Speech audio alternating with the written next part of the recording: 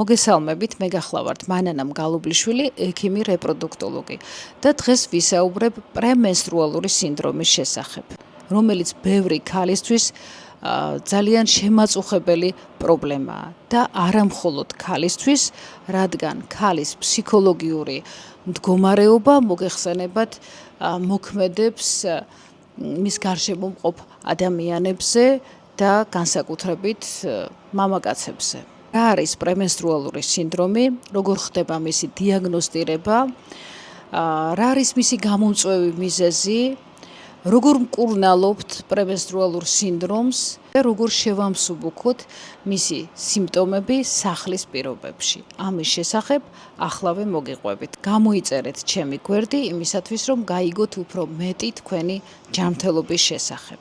თუ მენსტრუაციის დაწყებამდე რამდენიმე დღით ადრე გეწყებათ ხასიათის მკვეთრი ცვლილება, გაღიზიანებულობა, დეპრესიული მდგომარეობა, შიშები, განგაშის შეგრძნება, მუცლის, კუნთების, სარძევე ჯირკვლების ტკივილი, შესაძლოა შებერილობა, თავის ტკივილი და კიდევ მრავალი შემაწუხებელი სიმპტომები.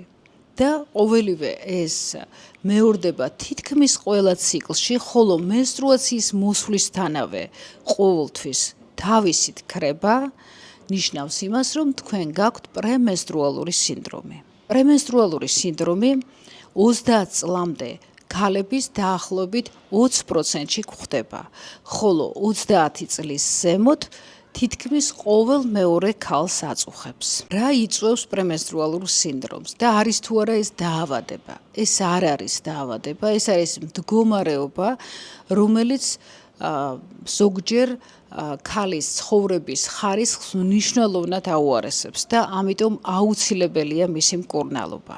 პრემენსტრუალური სინდრომის განვითარების მიზეზი არის ის, რომ მენსტრუალური ციკლის პერიოდში მოგეხსენებათ, რომ საკვერცხე გამოყოფს გარკვეულ ჰორმონებს, რომელთაც აქვთ ციკლური ხასიათი, ანუ გარკვეული კანონზომიერებით ხდება მათი გამოყოფა.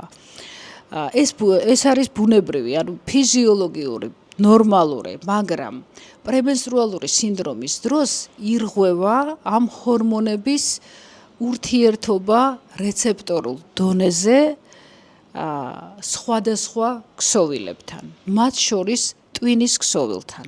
ალბათ ბევრ თქვენთაგანს გაგიგიათ გამონათქვამი, რომ ქალი როგორც მარტიაო, ანუ როგორც მარტში იცვლება ამინდი, ისე იცვლება ქალის ხასიათი და თქვენ წარმოიდგინეთ, რომ მართლაც ასეა ხშირ შემთხვევაში, რადგან ქალის ხასიათზე გავლენას ახდენს მენსტრუალური ციკლი, კერძოდ მენსტრუალური ციკლის დროს გამოყოფილი ჰორმონები.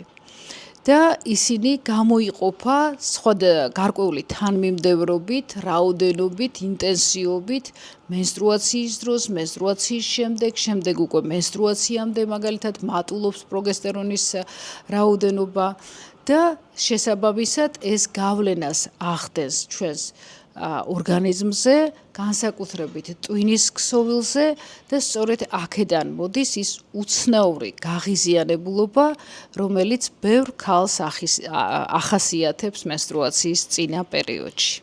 არ არსებობს რაიმე სახის კლინიკური ან ლაბორატორიული კვლევები, რომელიც არის სპეციფიური პრემენსტრუალური სინდრომისთვის. ანუ რომელიც დაადგენს ისეთ ცვლილებებს ორგანიზმში, რომელიც დამახასიათებელია ამ მდგომარეობისთვის.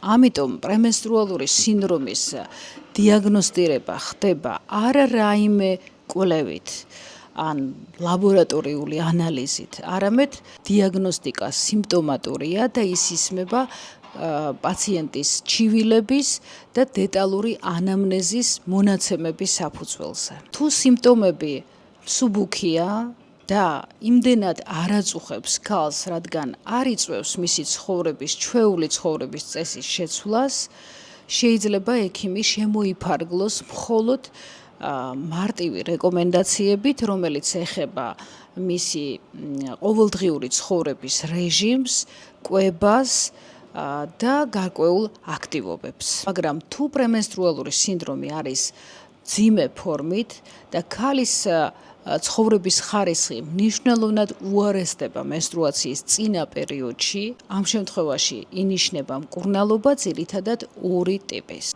პირველი ეს არის ჰორმონალური მედიკამენტები, რომლებიც თრგუნავენ საკვერცხეების ფუნქციას, გამოიყოფა ნაკლები ჰორმონი და შედეგად ნაკლები ზემოქმედება ტვინის ქსოვილზე და სხვა ორგანოებზე. და შესაბამისად ეს სიმპტომებიც მსუბუქდება ან სრულიად ქრება. მეორე ტიპის მკურნალობა ეს არის ფსიქოტროპული პრეპარატები, კერძოდ სერატონინის უკუმიტაცების ინჰიბიტორები, რომლებიც ასტიმულირებენ სერატონინის, ანუ ბედნიერების ჰორმონის გამოყოფას და შედეგად საკვერცხის ჰორმონების ზემოქმედება ტვინის ქსოვილზე მცირდება. სიმპტომები ხდება უფრო მსუბუქი ან სრულიად ქრება.